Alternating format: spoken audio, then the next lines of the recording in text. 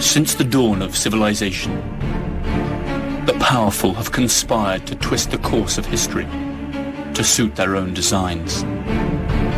Like puppeteers, a few shadowy figures could still be pulling the strings of destiny for billions.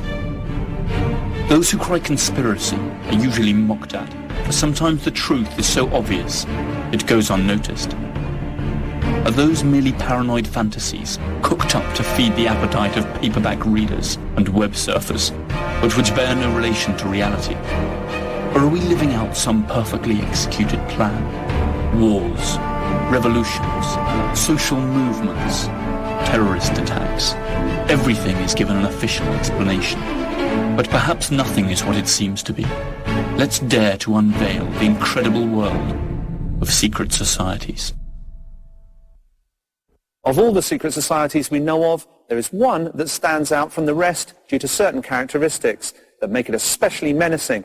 Its treacherous tenets, the scandal and the paranoia they've unleashed. More disturbing, the suspicion that since its creation, it has intervened in each and every major world event that has steered the course of history. The Illuminati of Bavaria, the most fearsome secret society in history.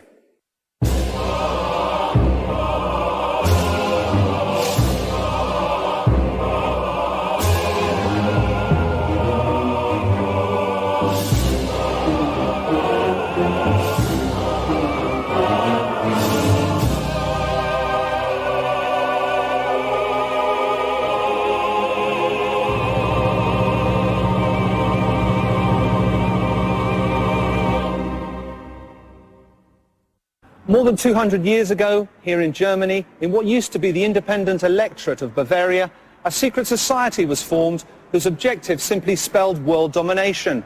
Its strategy to abolish all religions and governments in order to take control of humanity under a unified state, with no countries, no borders, and under the command of a single leader. Its name, the Illuminati of Bavaria. Perhaps you've never heard of them, or perhaps you have, and are familiar with some of the theories that blame them for all the bad things that have befallen us. Theories that intertwine verifiable facts with delirious conspiracy theories that run the gamut from the United States to aliens, but have a common thread in the founding tenet of the Illuminati, the creation of a new world order. And perhaps, and only perhaps, that great jumble of information and disinformation that today pervades the media is also part of a broader, sinister plan. The Order of the Illuminati was officially prescribed more than 200 years ago.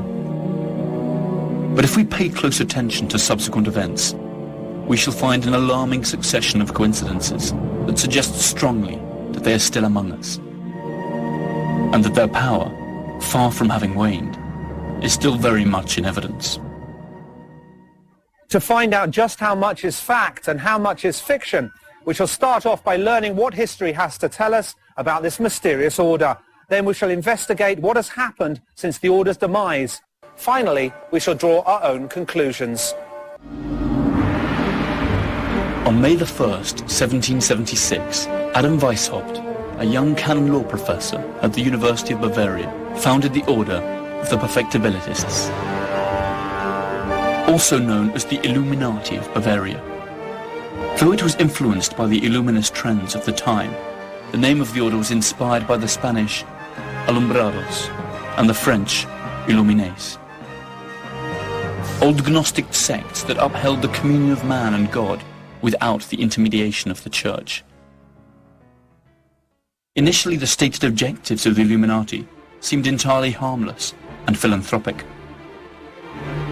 To stimulate a human and sociable vision, support virtue where it may be threatened or oppressed by vice, to promote the progress of merit-worth people and foster the benefit of those deprived of education. Adam Weishaupt. Little is known of Adam Weishaupt, but he was undoubtedly a mysterious man. Even his name has given rise to speculation. Adam Weishaupt, in German, can be broken down into Adam, the first man, Weis, knowledge or wisdom, Haupt, leader. That is to say, the first man that leads the wise. An entirely fitting name to define his role in the order he established and in the sinister plans he propounded. Adam Weishaupt Weishaupt was born in Ingolstadt, Bavaria, in the south of Germany in 1748. A convert from Judaism, he was raised and educated by Jesuits. A precocious intellectual, at the age of 28, he was dean of the Jesuit University of Canon Law at Ingolstadt. In spite of his apparent religious fervour and Catholic zeal, Weishaupt was obsessed with ancient Egyptian rites and rituals, and at the same time he also maintained regular contact with Freemasons, the historic enemies of the Catholic Church. Like many thinkers of that era, he admired Jean-Jacques Rousseau, who insisted that man was noble and free by nature, and could be governed without the need for religious or established institutions. The only practice that one ought to teach children is that they should never submit to one. Jean-Jacques Rousseau. The Illuminati were created within a Masonic lodge to which Weishaupt belonged. By that time, Freemasonry was already a prestigious secret society of long standing, and its excessive secrecy and closeness to the powers that be had turned it into the ideal nurturing ground for Weishaupt's order, who began to infiltrate it. The Freemasons, good keepers of secrets, would contribute knowingly or otherwise to the Illuminati plan. For his order, Weishaupt borrowed the strict, military-style hierarchical structure of the Jesuits and divided it into 13 degrees. First level, nursery, preparation, novice, Minerval, Illuminatus minor. Second level, Freemasonry, subdivided into 2 orders, Symbolic Apprentice, Fellow of the Craft, Master Freemason, and Scottish, Illuminatus Major, and Illuminatus Dirigens. Third level, Mysteries, subdivided into 2 orders, Lesser Mysteries, Priest and Regent, and Greater Mysteries, Magus, Rex, and King, or Areopagite.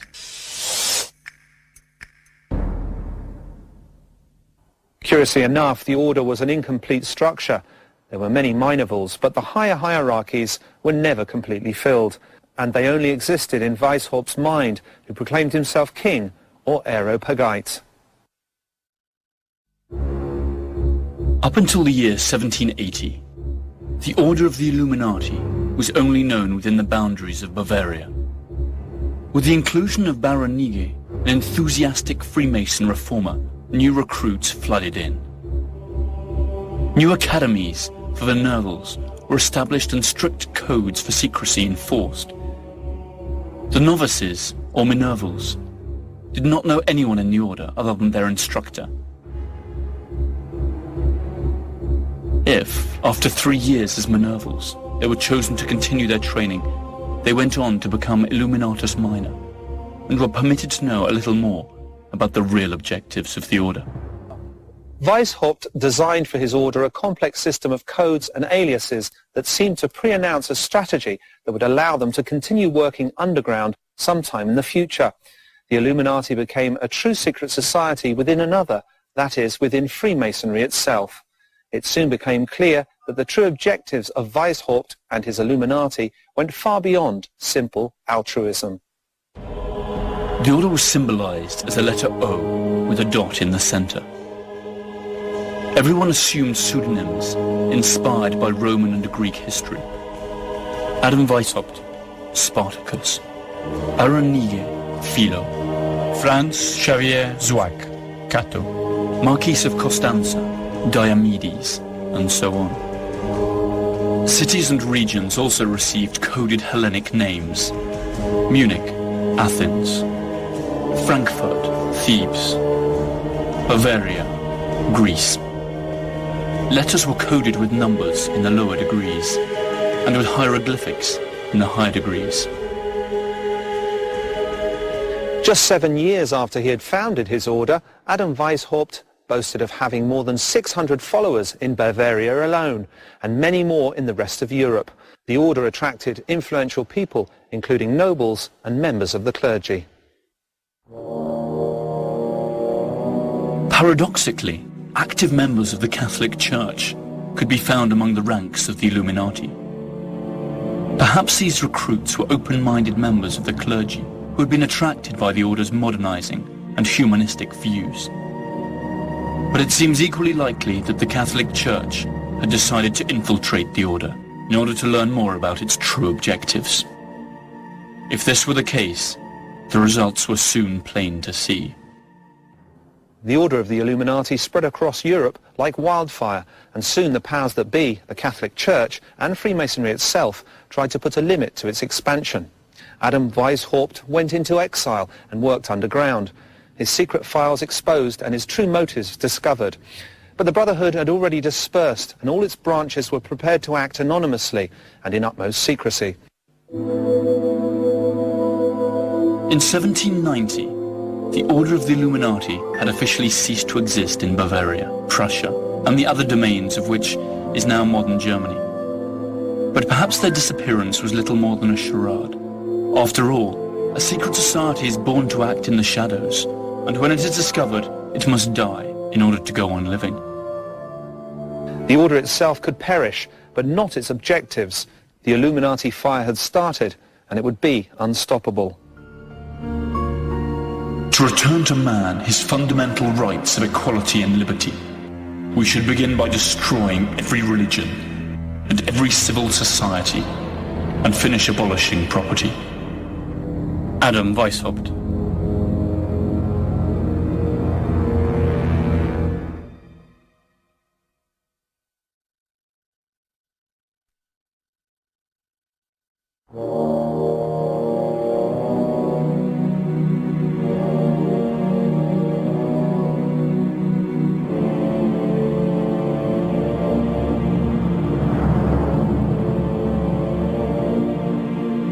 The secret society, known as the Order of the Illuminati, rose in the late 18th century. It was not the first secret society, and it would not be the last. But its name would always remain a magnet for conspiracy theorists, who maintain that it is still active among us today. 5 years after the Order of the Illuminati was created, Baron Adolf Knigge joined its ranks. He was the man behind its fast expansion and its attempt to infiltrate all of Freemasonry. Knigge, a bankrupt nobleman, a Freemason, a scholar and an occultist, found that Weishaupt and his Illuminati gave a new sense of purpose to his life. Knigge joined the order and worked for the Illuminati cause with fervor and conviction. In very little time, he was able to infiltrate most of the major Freemasonry lodges, with the exception of the English and Scottish ones, which perhaps due to their conservatism, rejected Knigge's liberal ideas. But barely 4 years after joining the order, Baron Knigge left, accusing Weishaupt of being a tyrant filled with delusions of grandeur, a megalomaniac that had deceived his own followers by claiming that the order had an ancient origin, when in fact it was a new cult tailor-made for his own personal glory. The events that followed would vindicate Knigge's charge. The innocent and charitable order of the Illuminati had deceitful objectives, and now, thanks to Knigge's contribution, it also had the capacity to achieve them. A short time after Knigge's desertion, Bavaria was buzzing with rumors that a certain secret order was aiming to put an end to established order and organized religion, and to create a new world order under a single unified government. This information could only have come from either Knigge himself or from those Jesuit infiltrators who had certainly witnessed strange initiation rites. A great deal has been said about the rituals of secret societies. The Illuminati were no exception. Perhaps the Jesuits who witnessed them decided it was time to act up. As a result of their testimony, the Catholic Church forced the Elector of Bavaria to ban the order. There were 3 rooms. In the last one there was a richly decorated red throne. On the other side there was a table with a red tablecloth, upon which lay the garments of the regent, a white leather cuirass with a red cross and a white cloak with another red cross.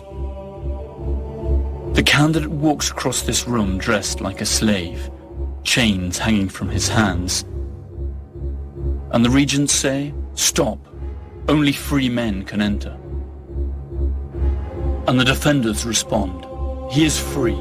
He has fled from his oppressors to join the Brotherhood." The room was red and brightly lit. The provincial was seated on the throne, and the other regents were in the middle room. The first room was black. It was used for the preparation of the novice, and in the center upon a platform there was a human skeleton at whose feet lay a crown and sword. What do you think of these sad spoils? Was he a nobleman or a peasant? The correct thing to do was not to answer. The candidate received the explanation. The human condition is the only thing that matters. After that, the candidate took the oath. From a distance, these rituals seemed to be rather naive, and Weishaupt's objectives unobtainable, even risible. But if we continue to analyze the historical events that followed, our laughter might turn to a horrible grimace. In 1783, 4 professors of the Marianus Academy were interrogated at a court of law on account of their belonging to the order. All eventually admitted that the Illuminati abjured Christianity, defended sensual pleasures, liberty, equality, and the right to commit suicide. The confession was made public and caused a tremendous uproar. How much had the heretics infiltrated the society? What was the reach of their plans for world domination? Who really were these enemies of church and state? The Elector of Bavaria intended to eradicate this evil as he perceived it, and passed a law prohibiting every kind of secret meeting, a measure that, unfairly or not, affected all of Freemasonry. Finally, by means of another law, he banned the Illuminati altogether. In 1786, the home of Illuminati lawyer von Zwack was raided and various papers and correspondence seized. But it was a freak event that sealed the destiny of the Illuminati, a bizarre accident that would be taken advantage of by the critics of the order and used to deal them a fatal blow. On July the 10th, 1785, a mysterious man rode swiftly under the skies of Bavaria. He was the apostate, Abbot Lance, a friend and personal envoy of Adam Weishaupt and an Illuminati. He never reached his destination.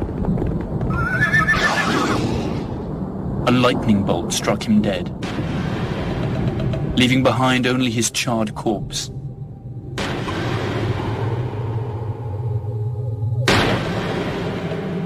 Curiously, the papers that he carried were not affected by the fire. When the authorities went through his sack, they found letters and documents that further incriminated the members of the order. Thus Weishaupt could not avoid the disclosure of his true objectives, together with confidential information about his order's most important members. His plans for world domination and the abolition of the state, religion and private property, all penned in his very own handwriting, had come to light. Thus began the Illuminati panic, never to end. The episode of the lightning-struck rider sealed the fate for the Illuminati. Their world seemed to be coming to an end, but the facts that followed showed that in spite of these setbacks, Weishaupt's influence remained in full force and made him practically untouchable. In 1785, Weishaupt was dismissed from his university and expelled from Bavaria. Amazingly, instead of sending him to prison, the authorities offered him a compensation payment of 800 florins per year, which he rejected. Weishaupt went into exile, avowing that the order would return 10 times more powerful. Whether or not he kept his word is still a matter for speculation. Bearing in mind the charges that were levied against them, the lightness of the sentences passed is quite suspicious. Some even had the good fortune to be compensated with ready money. Perhaps the order already had enough political and economic leverage to press on the authorities. The fact is that their enforced exile had an unwanted consequence: the dispersion of the Illuminati to the 4 corners of the globe. Adam Weishaupt found a safe haven in Regensburg, where he published a pamphlet in which he clarified the charitable principles of the order. He then took up residence in Gotha, whose duke was an Illuminatus. The official story says that he abandoned all political activity and made his peace with the Catholic Church. Thereafter to lead a tranquil life, far removed from conspiracies.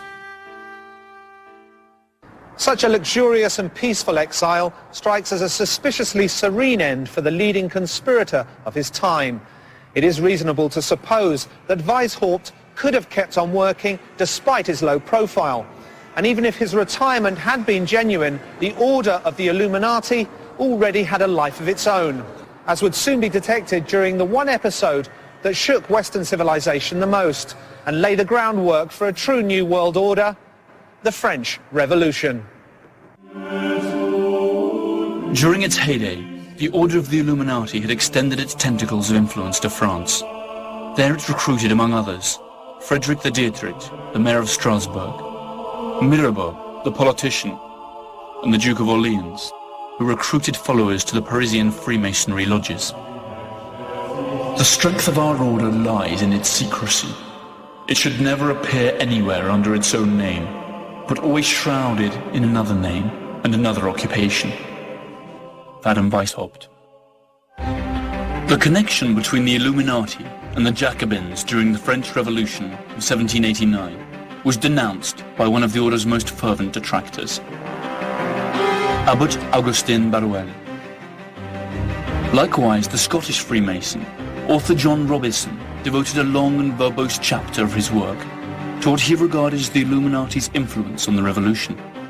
Robison maintained that Weishaupt and the Club of the Illuminati, together with the Club of the Jacobins, controlled the National Assembly, and from Paris ruled all of France.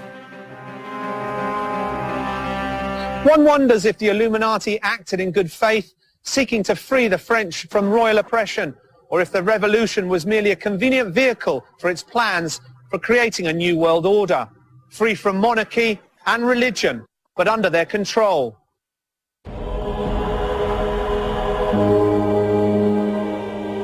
Little more is known about the order, since all the files related to it were conveniently destroyed during Allied bombing of German cities during the Second World War.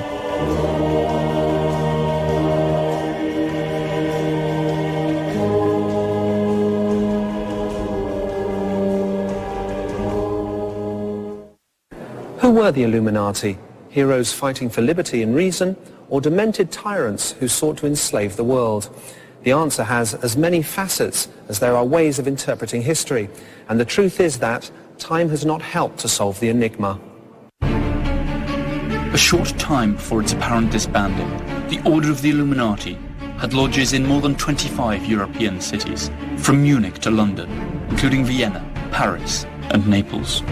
Pretty soon its name became associated with other illustrious names, and powerful clans and families that to this day decide the destiny of the world. Here is where the official history ends and the tracks of the Illuminati disappear. Adam Weishaupt died in 1830, apparently removed from any secret activity. But people noticed that the Illuminati plan for world domination coincided suspiciously with many of the events that apparently arose naturally by the will of the people. Princes and nations will disappear without violence from the earth. The human race will become one family, and the world the abode of reasonable men. Adam Weishaupt.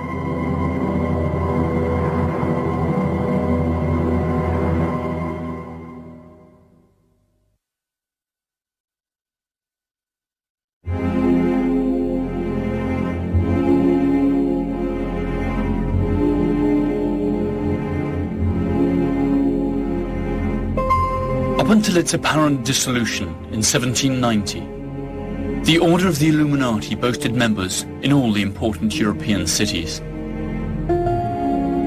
The Catholic Church's attempt to root out and destroy the Order, and the political persecution of its most important leaders had precisely the opposite effect of what was intended.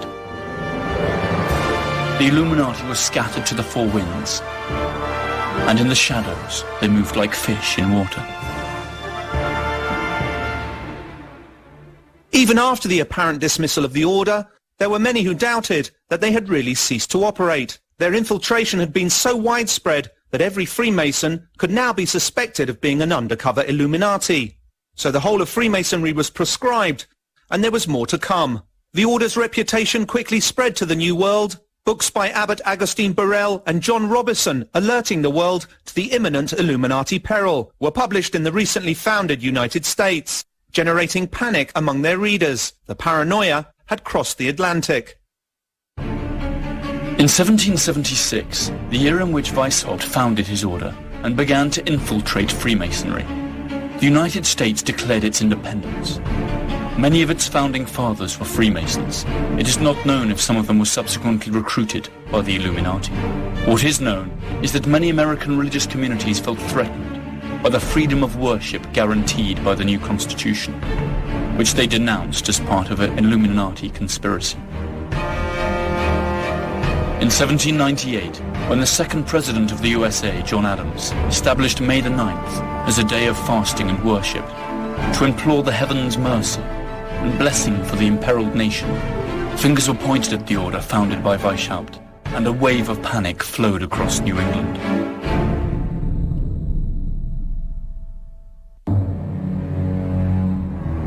We should strive to do all we possibly can to endeavour the advance of the Illuminati in all important public positions. Adam Weishaupt. In Boston, Reverend Jedediah Morse dedicated his sermons to the Illuminati threat.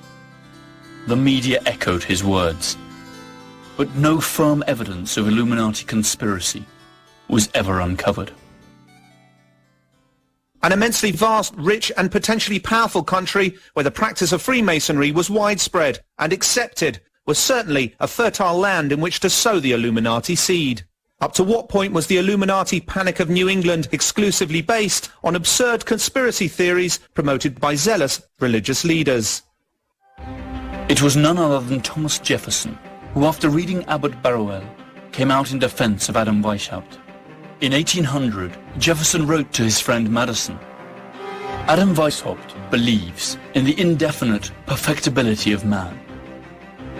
He thinks he may in time be rendered so perfect that he will be able to govern himself in every circumstance, so as to injure none, and to do all the good he can, to leave government no occasion to exercise their powers over him, and of course to render political government useless. This, you know, is not far removed from our own ideals." Jefferson's main opponents, the Federalist Party, founded by Alexander Hamilton, proclaimed that Jefferson as well as the Democratic Republican Party were all controlled by the Illuminati. Nothing was ever proven.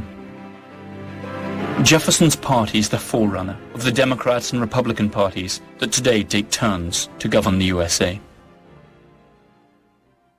The Illuminati paranoia faded out in the 19th century, but almost 100 years later it was reborn, stronger than ever. In the early 20th century, English right-wing writer Nestor Webster stated without offering any proof that since 1786 a lodge of the Order of the Illuminati had become established in Virginia and 14 other American cities.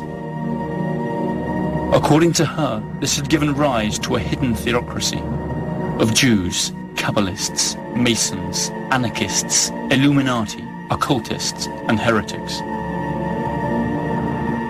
With her ignorance and racism, Nestor Webster contributed to a renewal of interest in the order she manifestly abhorred, and formally introduced anti-Semitism as an important element in conspiracy theorizing. Sadly, no conspiracy theory is worth its salt if it does not include the Jews in it. The writings of Nestor Webster may have stoked the flames, but the fact remains that long before that, and long after, theories of world domination have always included economic power, especially international banking, an activity that is often exclusively and mistakenly attributed to Jews. And the Illuminati conspiracy was no exception. Many authors of supposedly serious history books uphold the idea that international banking is in the hands of the Illuminati Jews, who for centuries have financed both sides fighting wars in order to create anarchy and chaos, a state of affairs that would, in their view, inevitably lead to a new world order, which the Illuminati would come to control. The bête noire of these conspiracy buffs is the Rothschild clan, immensely powerful and conveniently Jewish. History tells us something different. The only connection between the Rothschild clan and the Illuminati is that the patriarch of the Rothschild clan, Amsel Meyer, had, among many other clients, Prince William of Hesse, who seems to have been one of the first members of the Order of the Illuminati. Though it's true that the Rothschilds, in common with almost all European bankers, financed wars and revolutions, this activity, though morally questionable, does not constitute evidence that they were world conspirators or Illuminati. There is no proven connection between Jews and the Illuminati. However, in the early 20th century, another English writer, Lady Queensborough, proclaimed and denounced the existence of a global conspiracy in which Jews and the Illuminati played a key role. Her books, though poorly researched and devoid of proper evidence, were widely read at the time, a period which we should not forget coincided with the rise of Adolf Hitler and the slaughter of 6 million European Jews, among other victims. In spite of the conspiracy theories that link Judaism, international banking, world domination, and the Illuminati, Weishaupt himself wrote, "Jews, pagans, women, monks, and members of other societies are excluded from the order." The vast majority of Illuminati were Christians by birth. Many of them were drawn from the nobility, and were even clergymen. Women and Jews were only to be accepted in separate lodges and academies. In spite of this, it has frequently been claimed that the protocols of the learned elders of Zion, an anti-Semitic rant drawn up by the Russian Tsar's secret police, is in reality the literal transcription of a discussion of Illuminati Congress, where a group of Jews outlined plans to take over the world. Adolf Hitler used this libel to stoke hatred against the Jews, and even denounced a Jewish Masonic conspiracy. The curious thing is that many of the very same authors and conspiracy hunters who attack Jews and Freemasons do not hesitate to accuse Hitler himself as a covert Illuminatus, together with Stalin and Marx, and finally end up putting in the same bag Marxists, Bolsheviks, bankers, Jews and Nazis, a decidedly unlikely mix. Jews have not been the only ones to be singled out. The Illuminati have also been linked to a larger or lesser degree with whatever bogeyman persecution mania the human mind can concoct. Terrorists, demons, even extraterrestrials. And it is here where information blurs into disinformation. In 1976, a writer named Des Griffin tried to revive the belief that the origin of the Illuminati is the rebellion of the Lord's angels and the expulsion of Lucifer. The name Lucifer means him who brings light, just as the word Illuminati means the illuminated. A thesis that not even Weishaupt himself could have dreamt up. Other authors believe that the Illuminati obsession with power can be traced to our reptilian brain, the brainstem that controls our impulses, and in some few incoherent sentences conclude that the Illuminati are really galactic reptiles disguised as human beings. A search on the internet for the words New World Order produces more than 1,400 million web pages, most of dubious content. So much disinformation and stupidity is eye-catching. Why are there so many theories dedicated to the minuscule group of conspirators who supposedly disappeared more than 200 years ago? What if the paranoid are not totally wrong? After all, we compare the world in 1790 with the world today, the main Illuminati objectives have been achieved, or have at least been set in motion. Coincidence? Or is it that this wealth of conspiracy theories is just serving the purpose of drawing our attention away from certain irrefutable facts? We shall direct all of humanity, secretly. We will influence all political transactions. Adam Weishaupt.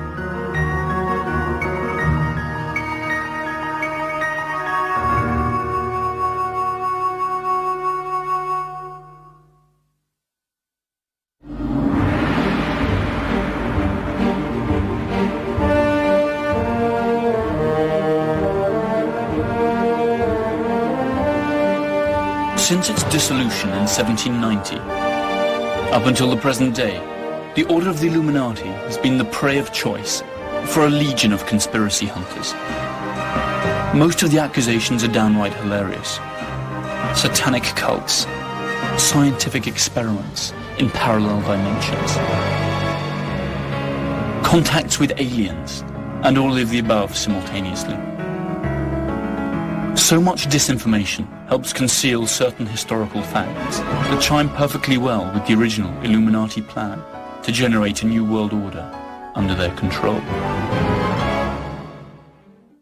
The saying goes that the best way to hide a secret is to shout it in the marketplace. In the case of the Illuminati, the saying holds true, because if we analyze carefully some of the major world events of the last 200 years, we will see that the ideals of Adam Weishaupt and the Illuminati of Bavaria seem to have borne fruit.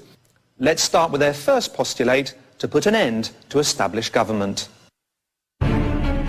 Since the creation of the Order of the Illuminati, the European monarchies have indeed lost all real power. Most modern countries are now constitutional democracies. And those which still have royal families use them as mere ornaments of power or as tourist attractions.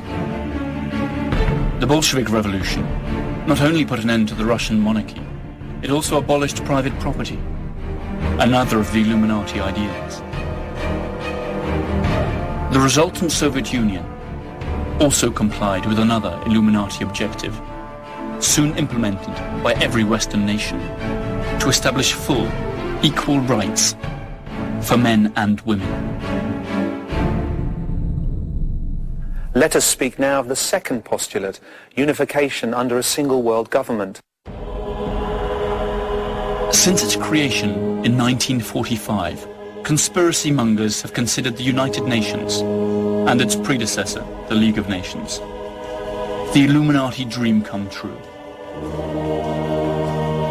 A supranational agency capable of passing resolutions with which sovereign states must comply or else face the consequences. The most terrifying aspects of these theories is that in order for the UN to be created, 2 world wars had to be fought, in which millions lost their lives. Conspiracy theorists will say that the wars were just part of an Illuminati plan to lead us to where we stand today. Above all, the truth remains that Weishaupt's first postulate of creating a new world order under a unified government is closer to becoming true today than it was 200 years ago.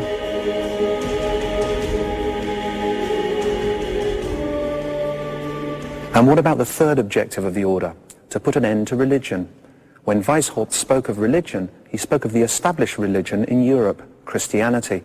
So what of Christianity today? Thanks to the secret activities of the Order, or else the growing influence of humanistic and rationalistic doctrines, since the creation of the Illuminati, the Catholic Church has been steadily losing its influence. Science and reason have encroached on the territory that was once ruled by faith, and today religion occupies a limited space in our lives compared to what it had 200 years ago. A space that is continually contracting thanks to ephemeral but more contemporary styles of worship that attack the central tenets of Catholicism. Abortion, euthanasia and divorce, only the most visible symptoms of a structural weakening of the once almighty Church of Rome. And finally, a new world order. Isn't this precisely what globalization proposes? Globalization itself seems like an Illuminati dream come true. Free flow of capital, free flow of information. The sensation that each time we are more in control of our own decisions. But all of it, capital, information, servers, internet, is in actual fact manipulated by a single world power. Are we living in a world designed by Adam Weishaupt? The next logical question is, who is the leader of the Order of the Illuminati today? Who are Weishaupt's successors, if indeed they exist? Many groups have claimed to be the heirs of the Order of the Illuminati of Bavaria. Usually these are sects or small groups that few people take seriously and do not pose any threat. That is why conspiracy mongers aim in another direction. The United States.